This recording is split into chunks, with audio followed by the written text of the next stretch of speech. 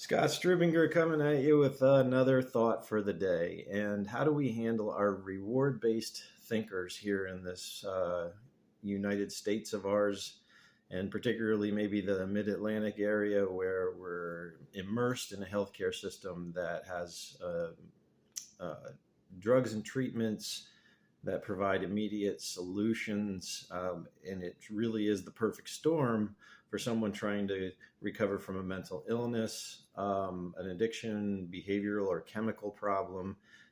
When you're trying to do that in a more organic or natural way without just masking or covering something up with yet another pill that's really not going to help you change constitutionally who you are and how your body is constructed. And I lean a lot towards nutrition in the way of rebuilding the neurochemistry of the brain and the physiologic makeup of the body so you have a better chance of doing that without complicating things and looking towards a healthcare system or some other solution that has an immediate reward, because that's the condition of the brain of the person recovering from addiction.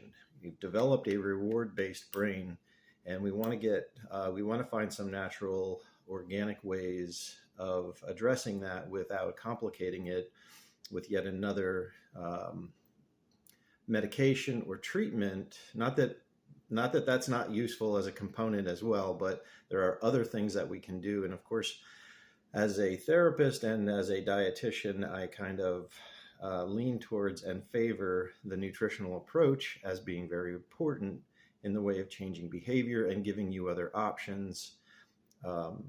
And it takes time. You could say, well, I ate well for 3 days and it wasn't a big deal and I didn't notice all that much, and you won't. Um, uh, but that doesn't mean it's not working. Okay, so I think of progress in that way.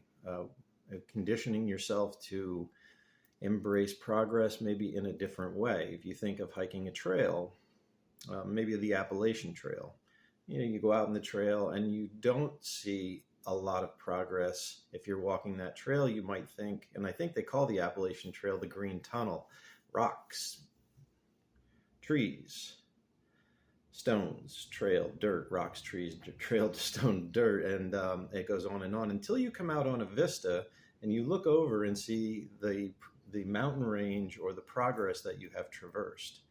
And it's kind of the way it is with developing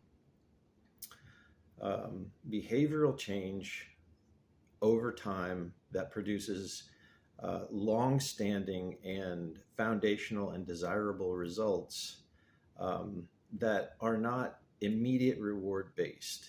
And honestly, I think that is the condition of the person in recovery, recovering from a reward based brain that wants immediate results into changing things that will have long lasting and foundational results over time. So you might be sitting there saying, well, what can I practically do today?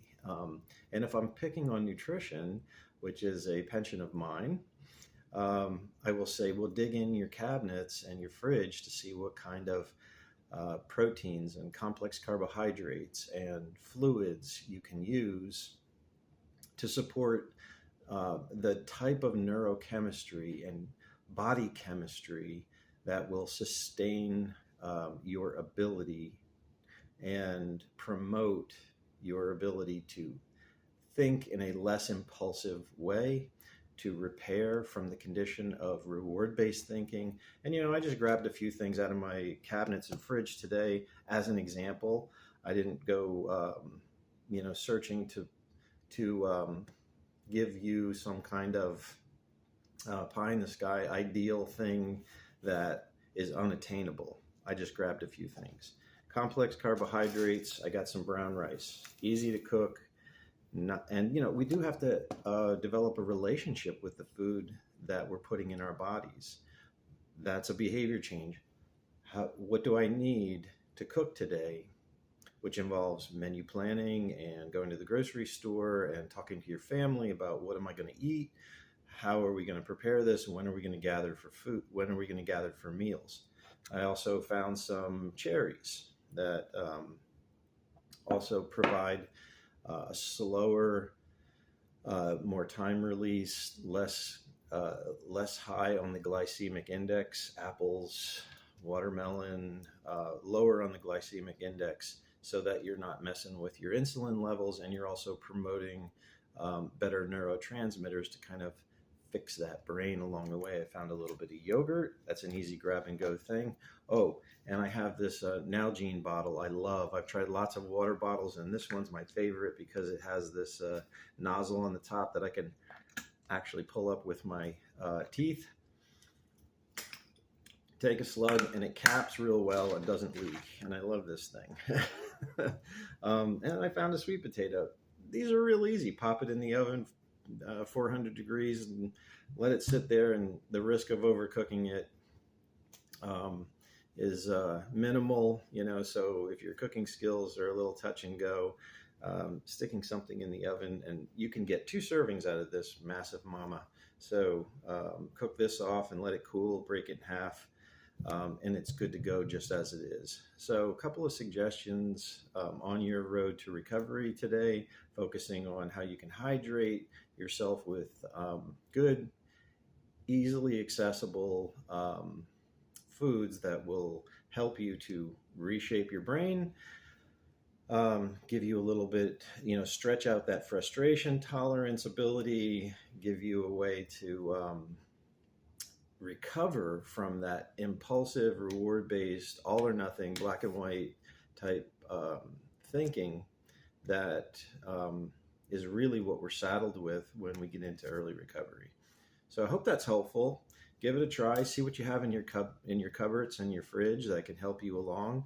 And I want to encourage you again to develop a relationship with your food as a way of recovering. Good luck.